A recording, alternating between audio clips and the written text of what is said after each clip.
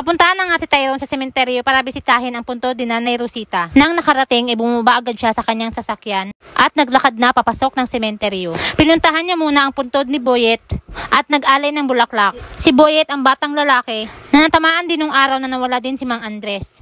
Nagbalik tanaw nga si Tyrone ng gabi ng lamay ni Boyet ay may pinaabot siyang bag sa magulang ni Boyet na naglalaman ng maraming pera. Yun din ang araw na nag-iwan siya ng pera kay Jasmine. Umiiyak siyang umalis sa puntod ni Boyet at pumunta naman sa puntod ni Nanay Rosita at nag-alay din ng bulaklak. Hinawakan niya nga ang puntod nito at naalala ang sinabi ni Nanay Rosita sa kanya na alam nito ang ginagawa ni Tyrone dahil papunta pa lang daw itong si Tyrone at siya naman ay pabalik na. At ang kanyang anak ay hindi tulad ng bulaklak na pwedeng pitasin at isama pa uwi. Samantala ay dumating na nga rin si Lavender kasama si Agent Fernandez. Kinuha nga ni Agent Fernandez ang bulaklak na dala ni Lavender at sinabi na dumating na ang report ni Pascual na nailihis na ng mga Benavides ang investigasyon tungkol kay Lance. Kaya mabigat daw ang magiging kalaban nila at hindi sila pwedeng magpakampante. Kaya hindi daw payag si Sandro sa plano ni Lavender. Naintindihan naman siya ni Lavender. Ngunit kaarawan daw kasi ng kanyang nanay. Kaya hindi na siya kailangan pang samahan nito. Tugon naman ni Sandro ay hindi nito hahayaan si Lavender na pumuntang mag-isa. Nakaalis na si Tyrone nang dumating sila Lavender sa puntod ng kanyang nanay.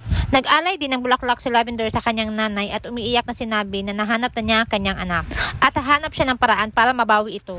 Samantala, si Tyrone naman ay umiiyak na umupo sa isang sulok at walang alam na andun pala sila Lavender. Bigla naman may tumawag kay Sandro sa telepono at lumayo ng bahagya. Habang may kausap si Sandro sa telepono ay narinig siya ni Tyrone kaya biglang umalis si Tyrone sa kanyang inuupuan at tumakbo. Nagtago nga muna si Tyrone at kung akala ni Tyrone na wala na nga si Sandro ay tumakbo siya papunta sa kanyang sasakyan. Ngunit nakita pala siya ni Lavender at sinundan si Tyrone pero nakasakay na ito sa kanyang sasakyan at humarurot paalis sa lugar. Dumating naman bigla si Berting at nakilala si Lavender. Inakala naman ni Sandro na may masamang balak si Berting kaya natutukan niya ito. Ngunit sinabi ni Lavender na kaibigan nito si Berting kaya nanghingi ng paumanhin si Sandro dito. Hindi daw madali ang mga nangyari kay Lavender. Pero dapat ay hindi na daw ito bumalik doon dahil napakadelikado. Tugon naman ni Lavender ay kaarawan ng kanyang nanay at maraming gumugulo sa isipan niya.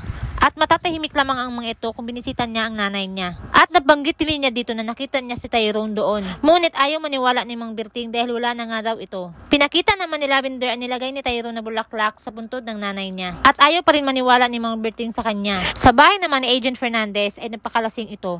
At galit na tiningnan ang litrato ni Tyrone at humanda umano ito pag nagkita sila ulit. Samantala, si Vito naman ay ilalagay muna si Tyrone sa operations. Naintindihan naman ito ni Tyrone dahil alam niyang di pa siya pinagkakatiwalaan ni Vito. Sabi naman ni Harry ay sa pagkakaalam daw ng lahat ay wala na si Tyrone. Kaya mahirap ang kanyang sitwasyon. Kailangan nilang pagplanuhan kung paano makabalik si Tyrone at ipalam sa lahat na buhay nga ito.